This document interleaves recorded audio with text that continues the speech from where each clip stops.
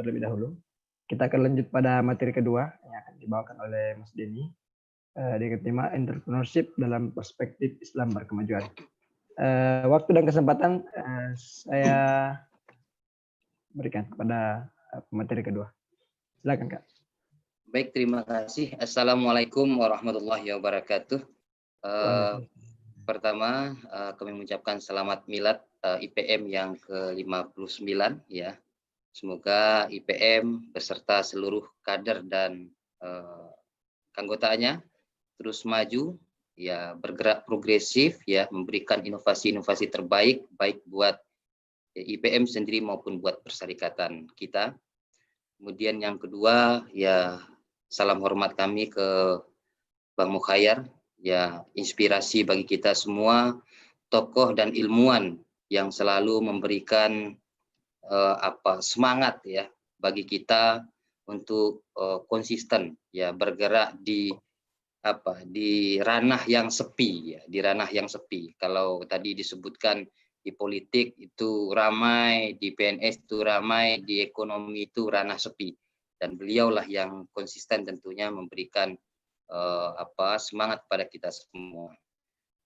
Alhamdulillahirabbil alamin, anzala sakinata fi qulubil mu'minin liyazdadu imana ma'a imanihim wa kafa billahi syahida.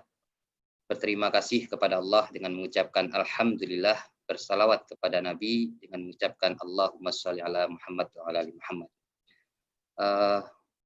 Dalam kesempatan ini saya berterima kasih kepada rekan sahabat saya Pak Agus Liadi yang ya mengundang saya untuk bisa belajar bersama dengan teman-teman di IPM Bantaeng ini ya, sekaligus Ketua PDIPM ya, ini Ipmawati ya bahasanya ya, Ipmawati ya perempuan, dan kepada Bapak Ibu rekan-rekan semua yang hadir di dalam diskusi kita pada kali ini. Dan tadi sudah disampaikan panjang lebar dan begitu komprehensif, bahkan sangat mendalam ya apa yang disajikan oleh Bang Mukhayyar. Tentu ini ilmu yang sangat luar biasa ya, tidak saja bagi teman-teman termasuk bagi diri saya sendiri ya, yang saya sebenarnya backgroundnya bukanlah ekonom, tadi sudah disebutkan oleh Bang Mukhayyar. Background saya S1-nya di UIN Sunan Kalijaga, S2-nya di Visipol UGM. Jadi nggak ada link saya di dunia bisnis, nggak ada link saya di dunia ekonomi sebenarnya ya. Maka apa yang disampaikan oleh Bang Mukhayyar tadi itu tidak saja menjadi inspirasi dan penyemangat bagi teman-teman, tapi juga termasuk diri saya, bahwa kita bisa belajar banyak hal untuk bergerak di dalam sektor entrepreneur atau ekonomi ini. Kemudian yang kedua, bicara persoal semangat entrepreneurship ya, bahwa Islam maupun Muhammadiyah sudah meletakkan aspek teologis dan historis yang sangat kuat sebenarnya untuk kita mempraktekkan dan mengambil inspirasi dari semangat teologis dan historis ini. Ya, dalam aspek teologis kita dikatakan, disampaikan wabtagi bima atakallahu daral akhirah wala tansa nasibaka minad dunia. Kita diperintahkan untuk mencari bekal untuk kehidupan di akhirat, tetapi Allah juga wanti-wanti agar tidak melupakan kamu dalam kehidupan di dunia. Artinya Al-Quran Islam menekankan bahwa orientasi hidup bukan hanya semata-mata aspek akhirat, tetapi dunia pun menjadi cermin bagaimana kamu di akhirat nanti. Maka ayat ini bagian sebenarnya inspirasi kita di dalam gerakan entrepreneurship atau ekonomi ya. Kemudian dalam ayat lain juga banyak disebutkan wal yakhshalladzi law taraku min khalfihim dzurriyyatan di'afan misalnya. Hendaklah kalian khawatir, merasa cemas, merasa takut meninggalkan generasi-generasi yang lemah. Lemah di sini tentu banyak maknanya. Ya, bisa lemah imannya, lemah ilmunya, lemah pendidikannya, dan termasuk lemah fondasi ekonominya. Maka dalam aspek landasan teologi ini sudah sangat kuat. Di dalam sejarah kehidupan Rasul juga disebutkan ya, bahwa Rasul sendiri disebutkan sebagai bapak entrepreneur, ya. Karena dalam hadis seperti yang disampaikan oleh Bang Mukhayyar tadi, ya, disampaikan hendaklah kamu berdagang, karena di dalamnya terdapat 90% rezeki. Maka oleh karena itu, selain Rasul juga sebagai bapak entrepreneur, ya para sahabat Rasul juga banyak yang entrepreneur sebenarnya. Maka kalau kita baca bukunya Philip Kahiti itu, ya, dia menyebutkan puncak kejayaan perdagangan Islam itu ya bisa kita lihat pada masa Abbasiyah misalnya. Karena pada masa Abbasiyah inilah perdagangan Islam mampu melakukan ekspansi yang sangat luar biasa, yang sekarang tempat-tempat ekspansi itu mereka lah yang menguasai dunia hari ini. Kemana saja? Satu Cina, yang kedua ada Maroko, ada Spanyol. Jadi Cina itu justru dulu jajahan dan wilayah ekspansi perdagangan Islam ya pada masa Abbasiyah. Nah, ini dalam konteks teologis maupun historis tentang kekuatan ekonomi Islam. Begitu juga dalam konteks Muhammadiyah misalnya. Saya baca sejarah itu 71% ya pengurus Muhammadiyah sejak Muhammadiyah didirikan 1912 sampai 1927 itu pengurusnya 71% adalah saudagar ya, entrepreneurship. Ya, mereka yang bergerak di dunia bisnis ya. Bahkan Kiai Haji Ahmad Dahlan juga dikenal sebagai entrepreneur. Bahkan kita baca banyak sejarah di lingkungan Muhammadiyah, ya, perkembangan Muhammadiyah yang begitu cepat ya dari wilayah Yogyakarta ke berbagai daerah itu juga didukung oleh para tokoh-tokoh yang berlatar belakang saudagar. Kita mengenal di Sumatera Barat ada namanya Haji Rasul, ayahnya Buya Hamka, ya, yang tempat pertama Muhammadiyah kemudian hidup dan berkembang di wilayah Sumatera Barat karena karakter orang Sumatera Barat yang merantau, ya, yang dengan backgroundnya yang berdagang ke berbagai daerah di Nusantara ini yang kemudian membawa pesan-pesan dan pengembangan Muhammadiyah di berbagai daerah.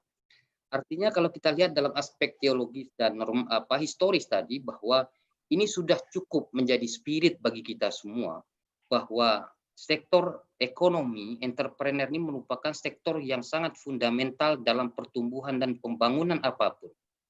Maka tidak salah ya kalau Ibnu Khaldun misalnya menyebutkan ya selain aspek politik ya aspek militer, aspek yang juga sangat penting adalah ekonomi untuk membangun sebuah peradaban yang kuat. Maka ketika Islam maju memiliki peradaban yang kuat yang pada puncaknya Abbasiyah itu juga didukung oleh kekuatan ekonomi. Jadi aspek ini sebenarnya sudah lengkap menjadi inspirasi ya untuk kita melakukan aksi, melakukan gerak ya di dalam mengembangkan ekonomi. Karena ya kita lihat Barat ya Eropa dengan kapitalismenya menjadikan misalnya kalau menurut Max Weber itu Protestan etik sebagai sumber inspirasi bagi kebangkitan ekonomi bagi kapitalisme. Kemudian Cina kita juga mendengar ada China culture yang menjadi inspirasi bagi kebangkitan ekonomi Cina. Dan di Muhammadiyah ya, Islam kita memiliki inspirasi yang sangat luar biasa untuk menggerakkan ini. Al-Quran ayat pertama menyebutkan, wahyu pertama menyebutkan Iqra bismi rabbik misalnya. Ya, bacalah ya, bacalah. Ya, apa yang kita baca ya? Ya, apa yang bisa membangkitkan kehidupan keumatan yang ada pada situ? Apa yang bisa membangkitkan pertumbuhan dan perkembangan umat yang ada pada saat itu? Maka kemudian saya sempat pernah menulis ya jangan-jangan ya kemajuan China Eropa ini memang karena dia berawal dari wahyu pertama Iqra ini gitu. Dan hanya sayangnya ya mereka dalam membangun fondasi ekonomi itu tidak dilandasi dengan ayat selanjutnya ya, atau kalimat selanjutnya bismi rabbik ya. Iqra bismi rabbik. Sehingga ekonomi yang dikembangkan oleh mereka ya ekonomi yang dehumanis sebenarnya ya, yang menghancurkan peradaban manusia itu sendiri. Dan Islam memiliki kekuatan yang humanis dengan konsep Iqra bismi rabbik ini. Kita membaca dengan menyebut nama Allah Subhanahu wa taala atau dengan menyebut nama Tuhan. Dan ini landasan yang seharusnya sudah final ya bagi kita untuk menjadi inspirasi yang kuat untuk menggerakkan semangat ekonomi ya di lingkungan persyarikatan maupun di kalangan pelajar. Maka kita tentu sangat bahagia sebenarnya ketika Muhammadiyah pada muktamar ya di Makassar kemarin dengan menjadikan gerakan ekonomi sebagai pilar ketiga bagi gerakan Muhammadiyah ya.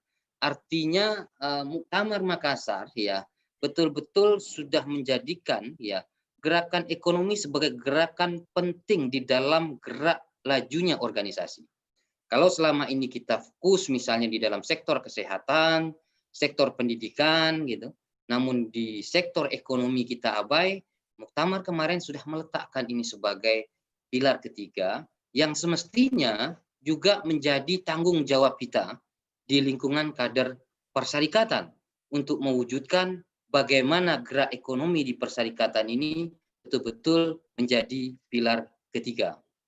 Dan ini PR yang panjang yang harus kita jalankan tentunya. Dan apa yang dilakukan oleh teman-teman PD IPM Bantaeng ini tentu saya pikir juga bagian dari semangat untuk menerapkan, mengejawantahkan konsep gerakan ekonomi sebagai pilar ketiga itu untuk lingkungan persyarikatan. Kemudian tadi disebutkan juga oleh Bang Mukhayyar ya dengan rinci bagaimana kemudian kebutuhan wirausaha atau entrepreneur di tanah air kita yang jumlahnya masih jauh, masih sedikit ya. Bahkan kita masih berada di bawah Thailand, Filipina ya, Vietnam, bahkan Malaysia, Singapura ya. Dan sementara ya disebutkan oleh Bang Mukhayyar tadi bahwa kemajuan sebuah negara itu juga tergantung dari seberapa besar pengusaha atau entrepreneur yang ada di negaranya. Ya, tadi disebutkan sekitar 2%. Dan inilah problem kita hari ini yang tidak hanya terjadi di tanah air di Indonesia tetapi juga di lingkungan persyarikatan. Semangat kita untuk menggerakkan ekonomi ini ya masih banyak di dalam semangat diskursus menurut saya. Masih banyak di dalam semangat dialektik ya. Tetapi belum terlalu banyak kita untuk melakukan kerja-kerja yang fokus, kerja-kerja yang serius, kerja-kerja yang betul-betul ya terjewantahkan apa yang menjadi inspirasi tadi. Nah, saya melihat kenapa ini terjadi. Pertama memang ya kita saat sekarang ini berhadapan dengan ya menurut saya adalah generasi yang instan. Generasi instan itu adalah generasi yang ingin cepat ya. Ya kalau di dalam bisnis misalnya, di dalam ekonomi misalnya, mungkin kita punya semangat yang sama saya pikir. Siapa orang yang nggak mau menjadi sukses seperti Alibaba misalnya? Siapa orang yang tidak mau sukses seperti almarhum Mas Najib misalnya, atau Khairul Tanjung dan lain sebagainya. Semua kita ya tentu ingin seperti orang-orang itu, ingin sukses di dalam sektor ekonomi. Tetapi persoalan yang belum kita bisa tangkap adalah bahwa kita belum memiliki ya sikap yang sama dengan orang-orang yang kita inginkan itu ya. Dan kita adalah kebanyakan generasi yang instan. Ya lihat orang kaya pingin kaya dalam waktu cepat. Lihat orang sukses ya pingin cepat sukses. Orang punya mobil, kita pingin cepat punya mobil. Orang punya rumah, pingin cepat punya rumah. Orang punya sawah besar, kita pingin cepat punya sawah besar. Gitu. Jadi kita menganggap bahwa apa yang dihasilkan oleh orang-orang yang sukses itu dengan cara yang instan, dengan cara yang mudah. Nah, dengan generasi yang instan ini adalah generasi yang juga itu gampang trauma, gampang putus asa. Nah, ketika mereka berinisiasi misalnya untuk melakukan sebuah terobosan ya, melakukan sebuah terobosan seperti orang-orang yang menjadi inspirasi mereka, dan di tengah jalan kemudian mereka gagal, mereka ada kendala, jatuh, kemudian mereka tidak tidak mampu untuk melanjutkan lagi, ya, dan mengalami trauma, ya, sehingga mereka ya bisa saja beralih profesi. Yang tadi disebut oleh Bang Mukayar, mungkin ada profesi-profesi yang di mata generasi hari ini adalah profesi-profesi yang bisa secara instan untuk mendapatkan uang yang besar misalnya. Wah, lebih baik mungkin saya jadi politisi misalnya, atau mungkin saya jadi makelar sekalian, atau saya menjadi mafia dan sebagainya. Artinya mindset yang kita bangun ya mindset yang instan, mindset yang pingin dengan cepat untuk mendapatkan sesuatu, dan kita menjadi orang yang tidak berani untuk untuk berproses dalam waktu yang panjang. Kita tidak siap untuk menjadi orang yang berani gagal ya di dalam sebuah tindakan ini. Yang kita lakukan ya hanya lompatan-lompatan untuk membayangkan sebuah kesuksesan orang itu terjadi pada diri kita. Dan itulah kemudian saya lihat banyak ya generasi-generasi muda ya khususnya gitu yang ya awal 1 tahun bisnis ya entrepreneur gitu, kemudian tahun ketiga, tahun keempat beralih profesi ya karena mungkin ya cara lain lebih cepat untuk dia bisa memiliki sesuatu, dia bisa mendapatkan sesuatu. Dan inilah tantangan kita ya tentunya, dan juga tantangan bagi teman-teman di IPM karena kita bagian dari generasi milenial itu atau generasi hari ini. Dan tentu berbicara kondisi hari ini ya tentu ada hal yang menarik sebenarnya, apalagi dengan sesuai tema yang disampaikan ya di era distribusi ya yang disebutkan di era ketidakberaturan ya, di era destruktif ya, orang menyebutkan di era destruktif dan kreatif. Jadi disruption itu 2 itemnya ya. Satu dia destruktif, yang kedua dia kreatif, inovatif gitu. Jadi era disrupsi itu era yang memang memberikan cara yang merusak pada satu tatanan ya, tetapi dia juga memberikan satu cara atau memberikan satu tatanan baru sebagai sebuah pilihan. Nah, ini yang disebut dengan era disruption. Dan kita hari ini ya berada pada era itu ya. Yang menurut saya kekuatan pada era disrupsi ini adalah pada kekuatan diri kita ya. Bukan kekuatan pada rezim ekonomi ya. Kalau orang menyebutkan bagaimana kita untuk berkompetisi dengan si A sudah memiliki satu jaringan bisnis yang besar, bagaimana kita berkompetisi dengan si B itu memiliki satu rezim ekonomi yang kuat gitu, bagaimana kita berkompetisi dengan si C misalnya, si C yang sudah memiliki jaringan bisnis yang sangat besar. Nah, di era disrupsi itu hancur menurut saya, itu hancur semuanya. Tidak ada yang mengatakan bahwa orang yang besar, perusahaan yang besar, jaringan yang besar itu hebat di era disrupsi. Teman-teman bisa lihat sendiri bagaimana canggihnya, misalnya untuk di Indonesia saja, misalnya ya taksi ya, Bluebird misalnya, yang bikin heboh beberapa tahun belakangan itu. Pada saat itu tidak ada satupun orang mungkin berpikir, termasuk saya, ya bagaimana bisa mengalahkan Bluebird dengan jaringan bisnis armada taksinya yang tidak hanya di Jawa, tetapi di luar Jawa, ya kan? Dan besar serta kokohnya bisnis orang ini, ya. Tetapi apa yang terjadi? Justru dengan kerikil kecil, ya, yang kita sebut di era disrupsi ini, justru dia jatuh, lari tunggang langgang, dan bahkan ya menangis, mengemis sekarang ini posisinya. Mengamis apa? Ya digantikan dengan model transportasi yang berbasis digital. Ya mengemis, akhirnya mereka juga join akhirnya dengan jaringan bisnis digital ini, ya kan? Begitu juga misalnya apa namanya, bisnis-bisnis lainnya, ya, misalnya bisnis retail ya atau mall ya.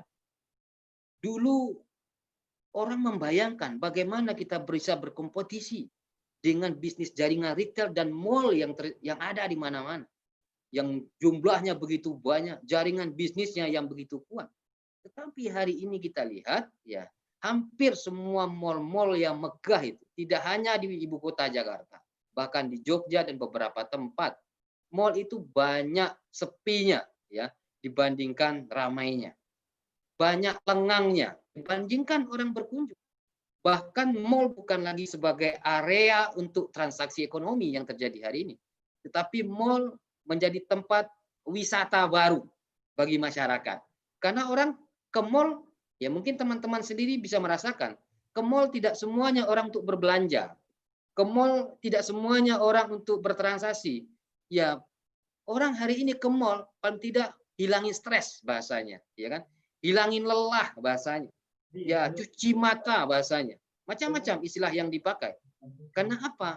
Ya, karena untuk bertransaksi ekonomi, mall sudah digantikan oleh sistem digital sebagai anak kandung di era disrupsi ini. Maka bisnis-bisnis besar seperti mall dan retail pun ya terganggu dengan kerikil kecil ini. Kita juga bisa lihat misalnya toko buku ya Barnes ya Noble yang digantikan dengan Amazon misalnya. Kemudian yang sangat heboh ya kemarin itu adalah Travel Thomas Cook ya yang usianya sudah 179 tahun. Ya, kita bisa bayangkan usia travelnya ini yang di Inggris ini ya. Usianya sudah melebihi usia Perserikatan Muhammadiyah. 179 tahun bisnis travel ini. Tetapi guncang juga akhirnya, guncangnya oleh apa? Ya oleh kerikil kecil, yaitu anak kandungnya disruption itu tadi. Ya, artinya apa? Bahwa era disrupsi ini ya itu tidak ada lagi cara orang melihat bahwa ini bisnis besar, ini bisnis yang memiliki jaringan yang banyak, ini bisnis yang yang menyebar di mana-mana, tidak ada. Ya, karena apa? Disrupsi menghasilkan cara baru untuk orang menata kembali cara orang berekonomi. Sehingga yang muncul adalah bisnis berbasis digital, bisnis berbasis online. Maka oleh karena itu, ini ruang dan area bagi kita anak-anak muda mengambil peran ini, mengambil kesempatan ini, ya. Dan jangan katakan bahwa kita tidak mampu karena mereka memiliki bisnis yang besar. Dan jangan katakan kita tidak sanggup karena mereka punya jaringan yang besar. Itu keliru kalau kita bicara di era disrupsi ini. Kecuali kita bicara di era ya konvensional, bisnis transaksi itu terjadi karena face to face ya. Hari ini tidak. Kenapa kita harus takut untuk berkompetisi dengan mereka? Toh hari ini kita memulai sama-sama sesungguhnya dari nol. Istilahnya pom bensin. Kita mulai dari nol. Sama kita dengan mereka. Dan tidak ada rasanya orang yang mengatakan besar hari ini. Teman-teman bisa lihat berbagai bisnis yang hari ini collab ya. Kalau kita tulis betul apa saja bisnis yang collab di era disrupsi ini sangat banyak sekali dan sangat besar sekali ya. Maka lagi-lagi saya menyampaikan era disrupsi ini adalah ruang bagi kita anak milenial, ruang bagi anak-anak muda mengambil peran dan memulai. Kalau kita telat atau terlambat masuk di era disrupsi ini, mengambil peran untuk bergerak di sektor entrepreneur atau ekonomi, kita akan menjadi orang yang gagal kembali pada era selanjutnya. Karena orang sudah masuk duluan di era disrupsi ini. Maka melalui diskusi kali ini ya, saya tentu berharap sebagaimana tadi Bang Mukhayyar sampaikan bahwa saatnya ya generasi muda untuk mengambil peran di bisnis di era disrupsi ini. Kemudian teman-teman, hal yang penting juga selain kita di era disrupsi, ini juga menarik saya amati, kita tidak saja masuk di era disrupsi yang mendestruksi struktur bisnis yang katanya mainstream itu, yang besar itu ya. Tetapi kita hari ini juga memasuki era yang disebut pandemi. Saya coba telaah tadi malam. Satu sisi kita masuk di era disrupsi yang meruntuhkan struktur ekonomi yang berbasis mainstream. Yang kedua, kita masuk di era pandemi. Era pandemi ini juga meluluh lantakkan ya struktur bisnis-bisnis yang berbasis konvensional juga. Artinya dua kondisi ini ya menjadikan jalan tentunya bagi generasi hari ini, generasi milenial untuk mengambil alih, mengambil peran bagaimana di dua era ini, pandemi dan disrupsi ya menjadi ruang bagi kita untuk bergerak di sektor ekonomi. Dan tidak ada alasan lagi seperti yang menjadi alasan kita selama ini menjadikan pihak lain sebagai sebuah hambatan untuk kita bergerak. Lagi-lagi ya tadi Bang Mukhayyar sangat bagus sekali persoalan bergerak atau tidaknya ya itu ada pada diri kita sendiri. Makanya musuh yang paling utama, musuh yang paling luar biasa itu ada pada diri kita sendiri. Maka ketika kita memulai bergerak di dalam sektor ekonomi, ya pengalaman yang saya juga rasakan, walaupun saya dari UIN dan UGM ya, pengalaman yang saya rasakan, orang yang akan bisa lancar di dalam menjalankan misi gerakan ekonomi ini adalah orang yang tidak pernah untuk menjadikan di luar dirinya sebagai kesalahan. Jadi kalau teman-teman masih di dalam pikiran dan mindsetnya, kegagalannya, ya kesulitan yang dilakukannya, ya kemudian itu terjadi karena faktor A, B, C, D di luar dirinya, saya yakin kita tidak akan pernah melompat lebih jauh dari apa yang ada pada hari ini. Tapi kalau kita kembali dan menjadikan faktor diri kita penyebab atas kegagalan, penyebab atas problem dari ya usaha-usaha yang kita lakukan, insya Allah ya lompatan-lompatan ke depan akan kita rasakan tentunya untuk generasi milenial. Dan kemudian selanjutnya ya di dalam era disrupsi ini ya apa yang mesti harus kita lakukan secara praksis ya. Kalau tadi lebih kepada wacana, sekarang secara praksis.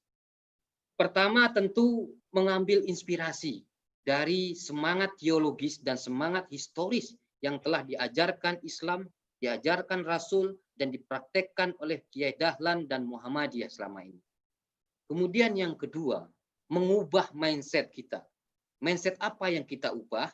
Mindset dari employment mentality ke arah mindset kita entrepreneur mentality. Nah, saya coba sesekali mungkin perlu ya kita lakukan riset. Mungkin teman-teman PDIPM Bantaeng perlu untuk melakukan riset minimal untuk teman-temannya. Dilakukan survei terbuka begitu. Kira-kira Anda ingin menjadi apa? Ya, Anda ingin menjadi apa? Nah, saya punya keyakinan rata-rata pilihan orang itu menjadi birokrat, ya, menjadi PNS, ya, atau ya hebat-hebatnya menjadi politisi lah. Dan saya sangat jarang untuk kita berminat ya, berminat untuk di dunia di luar itu. Ya jauh-jauh ya jadi guru, jadi hakim, ya jadi birokrat, jadi PNS gitu. Dan ini menarik kalau teman-teman ketua ini untuk melakukan survei terbuka gitu dengan teman-temannya. Ini prediksi saya bisa jadi 80% hasilnya seperti yang saya sampaikan. Kalau tidak benar berarti saya salah gitu ya. Dan maka dalam konteks ini ya maka perlu kita mengubah mindset dari employment mentality. Jadi mentalitas kita sebagai seorang pekerja ya. Pekerja itu kan dikerjakan oleh sebuah entitas pekerjaan gitu. Bukan dari inovasi dirinya. Pekerjaannya sudah ada gitu ya. Jadi tidak ada inovasi dari dirinya. Ya. Sementara entrepreneur seperti yang disampaikan oleh Bang Mukhayyar tadi, entrepreneur mentality yang dia bisa mengubah dari sesuatu yang tidak punya nilai menjadi bernilai. Ya, itu entrepreneur. Dari sesuatu yang kurang nilainya menjadi bertambah nilainya atau yang kita sebut dengan added value. Itu baru entrepreneur, ya. Jadi memang entrepreneur itu tidak selamanya, tidak semuanya harus berdagang, tidak semuanya harus berbisnis. Entrepreneur itu adalah karakter mental. Nah, makanya disebut entrepreneur mentality. Jadi mental entrepreneur. Apa itu mental entrepreneur? Untuk mengubah sesuatu yang tak bernilai menjadi sesuatu yang bernilai, itu entrepreneur. Mengubah sesuatu yang kurang bernilai menjadi sesuatu yang bernilai, itu entrepreneur. Sebutkan contoh misalnya. Teman-teman mungkin ada yang kenal dengan Bapak Malik Fajar, ya. Ya harus kenal ya, karena dia tokoh kita, Bapak kita di pimpinan Pusat Muhammadiyah, ya, yang mantan Menteri Pendidikan. Nah, Bapak Malik Fajar itu, ya, apa yang dilakukan oleh beliau? Beliau itu mendirikan, ya, dia adalah pendiri, ya, sekaligus rektor pertama di Universitas Muhammadiyah Malang, ya. Kalau kita lihat Universitas Muhammadiyah Malang hari ini, ya, memang itu gagah, ya, gagah, modern, ya, dan luar biasa. Kalau kita lihat lagi di dalamnya, orang menyebutnya kayak surga karena tajri min tahtiyal anhar, katanya gitu. Ada air, ada sungai yang mengelilinginya. Jadi indah sekali UM Malang, ya. Tetapi tahukah kita bahwa dulu sebelum ada kampus itu, ya, UM Malang itu area yang sangat menakutkan. Karena UM Malang itu areanya adalah sungai, sungai besar, ya, bebatuan besar, ya, dan hutan-hutan rimba di situ. Belum banyak rumah penduduk, belum banyak toko-toko, belum banyak perkantoran, ya. Dan kalau kita melihat nggak ada gunanya area itu.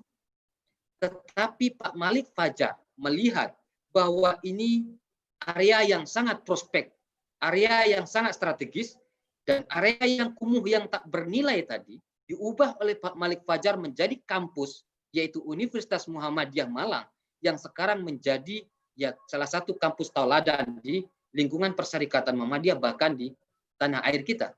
Artinya apa? Ini yang kita sebut entrepreneur, ya, bahwa dari sesuatu yang tak bernilai tadi, ya, ditransformasikan menjadi dia bernilai, ada added value-nya, nilai tambahnya. Nah, jadi entrepreneur tidak selamanya kita harus berbisnis. Ya, kita bekerja di mana saja dengan menempatkan pekerjaan kita itu sebagai ada nilai tambahnya, itu kita sudah memiliki mental entrepreneurship tadi, ya. Dan tentu, ya, ini yang juga harus kita bangun di lingkungan anak-anak muda atau generasi milenial. Ya, karena entrepreneur adalah orang yang tadi disebutkan, orang yang sangat mandiri, orang yang sangat kuat, ya, orang yang sangat berani dengan tantangan. Dan inilah karakter dari entrepreneur itu, ya. Karena kalau kita takut dengan tantangan, ya, jangan berbicara tentang entrepreneur. Takut dengan tantangan, jangan bicara tentang bisnis menurut saya. Takut dengan tantangan, jangan bicara tentang inovasi, ya. Seorang entrepreneurship, seorang businessman, seorang saudagar, hal yang paling pertama dicari oleh mereka adalah tantangan. Jangan menghilang, jangan lari, jangan mundur, apalagi takut terhadap sebuah tantangan. Kenapa? Di dalam dunia entrepreneur, tantangan itulah yang menjadi guru sesungguhnya untuk membentuk karakter kita yang sejatinya. Tanpa kita bertemu dengan tantangan itu, kita tidak akan menjadi pribadi yang kuat dalam banyak hal. Dan itu pula sebenarnya yang saya rasakan sendiri secara pribadi. Walaupun background saya adalah UIN, ya, S2 saya divisi Pol, ya, tetapi berbagai tantangan di dalam, ya, urusan ekonomi, urusan bisnis yang mengajarkan banyak hal tentunya. Maka orang yang ingin laju di dalam sektor ekonomi, di dalam sektor entrepreneurship, temukan tantangan dan cari tantangan. Jangan lari dan takut, karena dari tantangan itulah sesungguhnya guru yang akan membentuk karakter mental bagi generasi milenial atau kita hari ini. Kemudian teman-teman yang saya hormati, yang ketiga adalah yang perlu kita lakukan, membangun keberanian, ya, membangun keberanian. Karena untuk memulai sebuah kerja-kerja bisnis, kerja-kerja ekonomi, itu tidak butuh keahlian, ya. Tidak butuh yang namanya ilmu yang, ya, ilmu yang terlalu banyak, ya. untuk memulai. Nih catatannya untuk memulai. Yang dibutuhkan untuk memulai bisnis itu adalah keberanian. Ya. Karena kalau bagi orang yang memulai bisnis terlalu banyak ilmu dan teorinya, ya, maka pilihan apa yang akan dipilih di dalam bisnis dia akan bingung sendiri. Dia akan ya bisa saja ya tidak melakukan apa-apa akhirnya karena terlalu banyak input ilmu dan teori bisnis. Maka sebagai pebisnis pemula, mengawali bisnis yang kita butuhkan modal pertama adalah keberanian. Kemudian yang kedua, untuk mengembangkan bisnis baru butuh keahlian. Ya, itu dua catatan. Kalau untuk memulai bisnis butuh keberanian, untuk mengembangkan bisnis butuh keahlian. Nah, pada tahap kedua inilah baru ilmu pengetahuan, teori-teori ekonomi dan berbagai macamnya kita butuhkan untuk pengembangan ekonomi. Saya sering menyebutkan atau mengistilahkan mengawali bisnis ini tidak ubahnya seperti kita belajar berenang. Ya. Kalau kita hanya bisa berteori di dalam renang, ya teori renang kita pelajari dari minggu ke minggu, bulan ke bulan, tetapi kita tidak pernah nyebur ke dalam kolam renang, apakah kita bisa berenang? Walaupun kita sudah menguasai teori renang, saya yakin tidak bisa. Tetapi walaupun kita tidak tahu tentang teori renang, ya, tetapi kita sudah nyebur ke dalam kolam renang, sekali mungkin kita agak tenggelam atau kagetan, 2-3 kali pasti kita akan bisa. Namun untuk menguasai renang selanjutnya tentu butuh teori dan ilmunya. Sama halnya dengan sektor bisnis dan ekonomi ini. Maka untuk mengawali bisnis gerakan ekonomi itu butuh keberanian. Dan yang keempat adalah fokus dan konsisten. Ya, ini paling utama ya, karena kita sering menjadikan sektor ekonomi, bisnis atau menjadi seorang entrepreneur itu sampingan. Nah ini yang keliru menurut saya.